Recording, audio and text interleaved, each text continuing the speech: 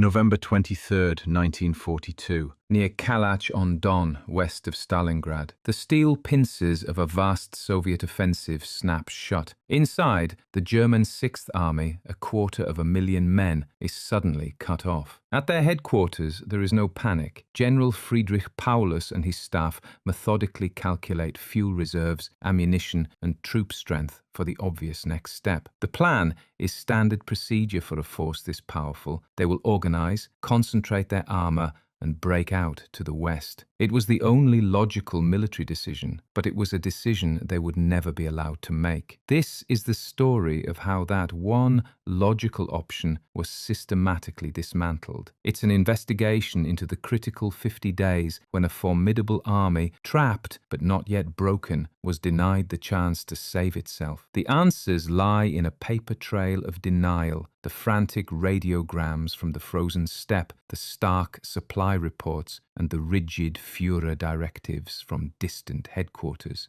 The central question is not simply whether a breakout could have succeeded. The deeper mystery is why one of the Wehrmacht's proudest armies was forbidden from even making the attempt. What chain of command, what catastrophic promises, and what single unshakable will condemned these men? To find the answer, we must first understand the true nature of the trap they were in and the character of the general who commanded them. The Soviet operation, codenamed Uranus, was a masterpiece of strategic deception and execution. But on November 23rd, the ring it created was not an iron cage. It was a vast, porous net stretched over hundreds of kilometers of open steppe. The Soviet tank corps that had linked up at Kalach were at the very limit of their own fuel and ammunition. They were exhausted, their ranks thinned by the rapid advance. For the Germans trapped inside, this was a moment of extreme danger, but also of opportunity. The trap was set, but the lock was not yet bolted. Inside the newly formed pocket, the Kessel, the atmosphere at 6th Army headquarters was not one of panic, but of intense, methodical calculation. The man in command was General Friedrich Paulus, a tall, elegant, and notoriously indecisive officer. Paulus was the quintessential product of the German general staff. He was a master of the map table, a brilliant planner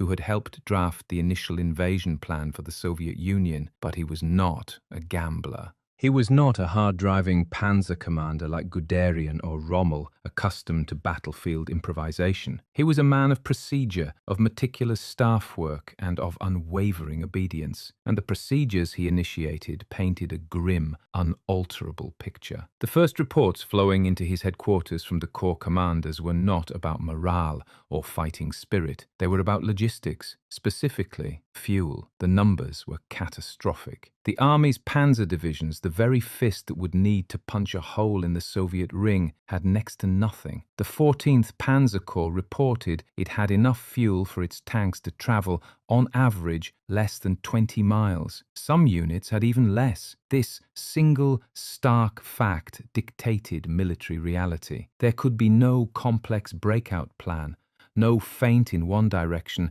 and the main thrust in another. The 6th Army had enough fuel for one, and only one, attempt. It would have to be a concentrated, all-or-nothing punch in a single direction across the shortest possible distance. The maps showed only one viable axis, southwest, towards the Chir and Don rivers, where the nearest friendly German forces were attempting to form a new defensive line. Every other option was a fantasy. While Paulus and his staff analyzed their dwindling resources, the architects of Operation Uranus, Marshals Georgy Zhukov and Alexander Vasilevsky, were acting with ruthless speed. They understood the fragility of their brand new encirclement better than anyone. They knew this window of German opportunity was fleeting and had to be slammed shut. Immediately, the Soviet High Command, Stavka, began redirecting entire armies, not to attack the pocket, but to reinforce the ring. Fresh rifle divisions, powerful anti-tank regiments, and massed artillery batteries were rerouted from other fronts. Every hour that Paulus waited, the porous net was being woven into a layered, defended, in-depth barrier of steel and fire. For General Paulus, this was the heart of the dilemma. The tactical situation screamed for immediate, decisive action. His own intelligence officers warned that the breakout window was closing by the hour. Yet his entire career, his very identity as a German general, was built on the principle of obedience. To order a breakout on his own authority, to abandon a city that Hitler had personally declared would be held at all costs, was a step he was psychologically incapable of taking. It would be a direct violation of the Führerprinzip, the leader principle, that was the bedrock of the entire command structure. By November 24th, after nearly 48 hours of agonizing calculation, Paulus chose the only path his character would allow. It followed procedure. He drafted a long, detailed radiogram to Army Group B headquarters. It laid out the impossible supply situation, the dwindling ammunition, and the critical lack of fuel. It concluded with a formal, carefully worded request. He asked for Handlungsfreiheit, freedom of action. In the precise coded language of the Wehrmacht officer corps, the meaning was unmistakable. It was a formal request for permission to attempt a breakout. The message was encoded and transmitted into the frozen air. The fate of over 250,000 men now travelled as electrical pulses across the steppe, awaiting a single answer from a single man hundreds of miles away. The reply from the Wolf's Lair in East Prussia arrives with chilling speed. It is not a negotiation. It is not a request for more information. It is a formal Führer directive transmitted on November 24th. The language is absolute. The Sixth Army, it declares, is to be temporarily encircled. The current Stalingrad front is to be held at all costs. With this single command, the pocket is officially redesignated Festung Stalingrad, Fortress Stalingrad. The word itself is a strategic trap. A fortress is not meant to break out, it is meant to hold. For General Paulus and his staff, the order invalidates every calculation they have made. Their professional military judgment, based on the cold, hard facts of fuel and ammunition, has been overruled by an ideological command from over 1,000 kilometers away. But the directive comes with a solution. The answer to the impossible supply problem has been provided not by a logistics expert, but by the head of the Luftwaffe, Reichsmarschall Hermann Göring. In a crucial phone call with Hitler, Göring, without consulting his own air fleet commanders, made a stunning guarantee. He personally vouched that his Luftwaffe could keep the Sixth Army supplied entirely by air. The figure he promised was precise and astonishing: a minimum of 500 tons of supplies delivered every single day. For the air commanders on the ground and the Luftwaffe's own chief of staff, this wasn't a promise, it was a fantasy. They knew their entire transport fleet under ideal conditions could barely manage a fraction of that. But their professional, data-driven objections were swept aside by the Reichsmarschall's political bravado. The decision was final. The option of a breakout was now officially forbidden. The fate of the men in the Kessel was no longer in their own hands. The question was no longer if they could fight their way out. The only question that mattered now was, could they be fed from the sky? The answer to whether the Sixth Army could be fed from the sky arrived not on wings of hope, but on a storm of brutal reality. Reichsmarschall Göring's promise of 500 tons a day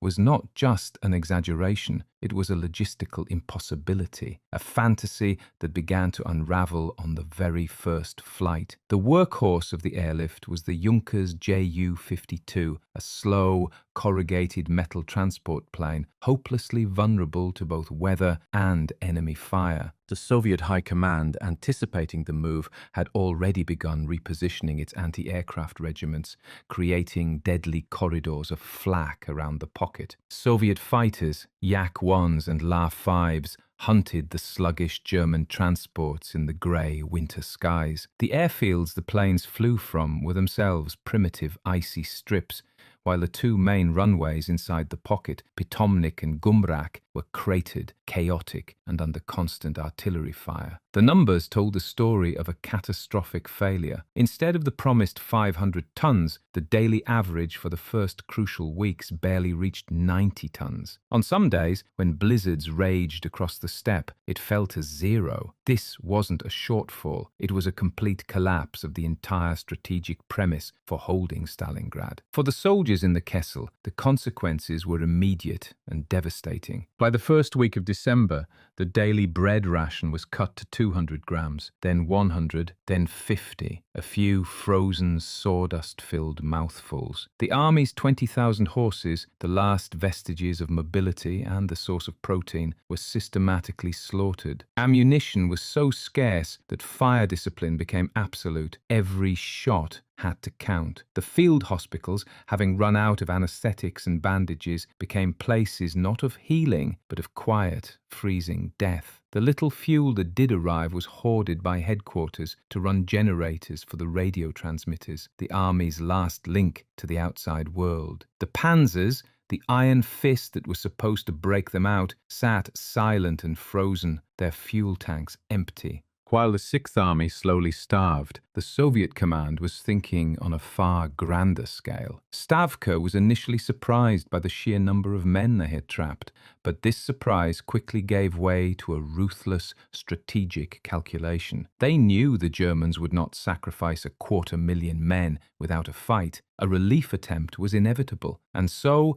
they planned not just to counter it, but to preemptively destroy it. On December 2nd, the Soviet command finalized a new offensive, codenamed Operation Little Saturn. The plan was audacious. It targeted not the relief force directly, but the army holding its flank, the Italian Eighth Army. By smashing through the Italians on the Middle Don River, Soviet tank corps would drive deep into the German rear, threatening the city of Rostov, the strategic bottleneck for the entire German southern front, including the armies still deep in the Caucasus. It was a move designed to make the relief of Stalingrad strategically irrelevant by threatening a far greater catastrophe. The Soviets weren't just building a wall around the Kessel, they were swinging a sledgehammer at its foundations. Into this desperate strategic landscape stepped Field Marshal Erich von Manstein. Arguably the Wehrmacht's most brilliant operational commander, he was dispatched by Hitler on November 27th and given a new command, Army Group Don, with a single overriding mission: save the Sixth Army. Manstein was the antithesis of Paulus, decisive, aggressive, and a master of mobile warfare. But when he arrived, he found not an army, but a collection of shattered remnants. He had to scrape together a relief force from whatever he could find. The core of his fist was the 57th Panzer Corps, spearheaded by the 6th Panzer Division, a unit recently refitted in France and equipped with modern tanks. But it was just one division, supported by other battered formations. It was a far cry from the overwhelming force needed for such a task. On December 12th, under the codename Wintergewitter, Winter Storm, Manstein launched his desperate gamble. From the town of Kotelnikovo, southwest of the pocket, the tanks of the 57th Panzer Corps began to grind their way northeast across the frozen, snow-swept steppe. The advance was agonizingly slow. Soviet resistance from the 51st Army was fierce, and the terrain, crisscrossed by deep frozen ravines, was a nightmare for armor. Every kilometer was paid for.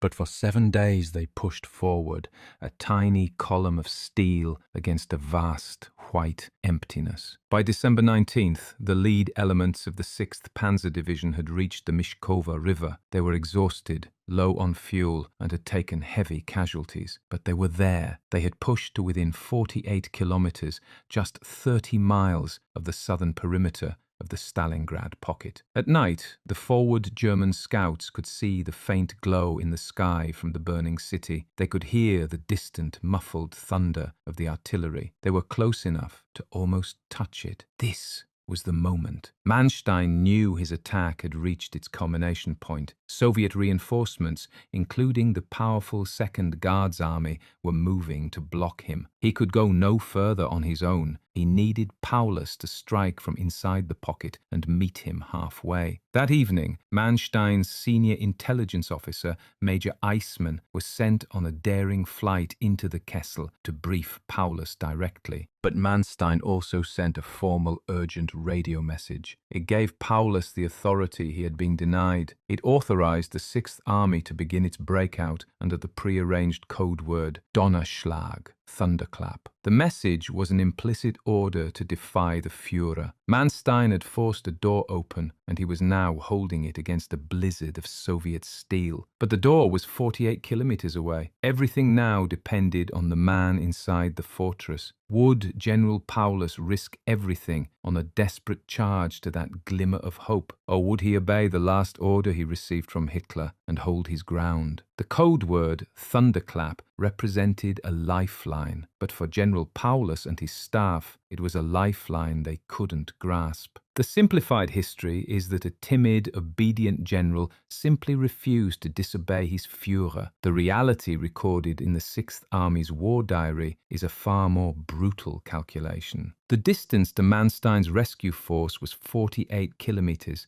But after weeks of hoarding every drop, the staff's final, desperate tally showed the army's panzers had enough fuel to cover at most 30 kilometers. And that was an optimistic estimate, assuming ideal conditions on frozen open ground. A breakout attempt wouldn't be a glorious charge to freedom, it would be a guaranteed failure, an army grinding to a halt in the middle of the steppe, exposed and helpless between the two fronts. And then there was the human calculus. In the makeshift hospitals and frozen cellars of the pocket lay over 20,000 wounded and frostbitten men. A breakout on foot in the depths of a Russian winter meant abandoning every single one of them. For the commanders, this was not a tactical problem, it was a moral abyss. The choice wasn't between salvation and obedience, it was between two catastrophic scenarios: a slow,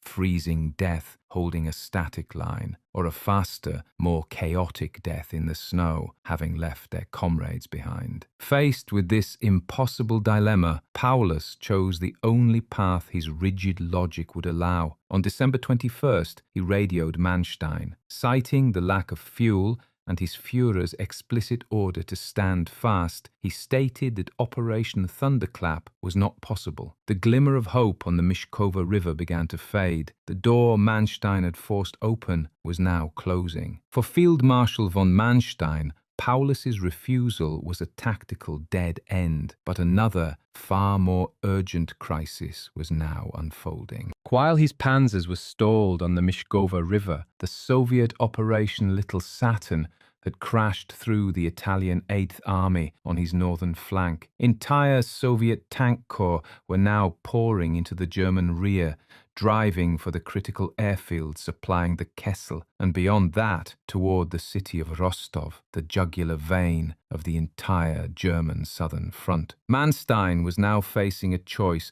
not between saving the Sixth Army and failing, but between the loss of the Sixth Army and the loss of an entire army group. The strategic logic was brutal and absolute. On December 23rd, the order was given. The 57th Panzer Corps, the spearhead of Operation Winter Storm, was commanded to disengage and turn back. The men of the 6th Panzer Division, who had fought their way to within sight of the pocket, were ordered to retreat. The faint glow on the horizon, the last glimmer of hope for the men in Stalingrad, was extinguished. The rescue was officially over. Inside the Kessel, the news spread not as a single dramatic announcement, but as a slow, dawning horror. The distant thunder of friendly tanks faded. The radio intercepts confirmed the worst. The fortress was now truly alone. With the end of strategic hope came a grim new sense of purpose. A final, defiant radiogram was sent from the headquarters of the 14th Panzer Corps. A message not for Hitler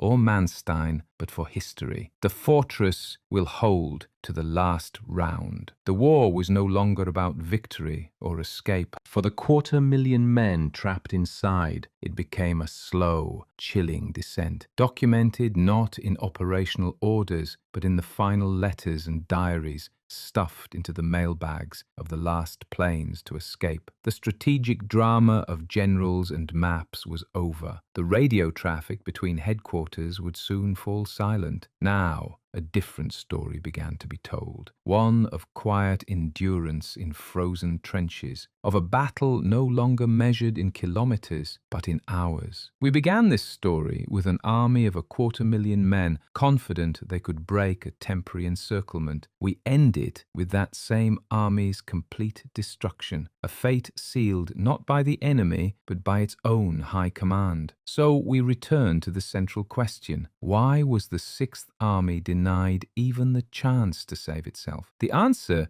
was not a single error, but a fatal cascade of system failure, a perfect storm of ideology, arrogance, and obedience. It began with Adolf Hitler's absolute refusal to retreat, which transformed Stalingrad from a military objective into an untouchable symbol of will. That obsession was made possible by Hermann Göring's reckless boast to supply the army from the air, a fantasy that gave Hitler the justification to forbid a breakout. It was compounded by a command structure where a strategist like Manstein could urge defiance but not command it, and where a general like Paulus, a man defined by procedure, ultimately chose obedience over the survival of his men. Stalingrad was more than the Wehrmacht's most catastrophic defeat. It was a self-inflicted wound. It exposed a regime that viewed its own soldiers not as men to be saved, but as symbolic material to be expended to the last round for a fortress that now existed only on a map. The order to hold was not a command to be brave, it was a sentence to disappear.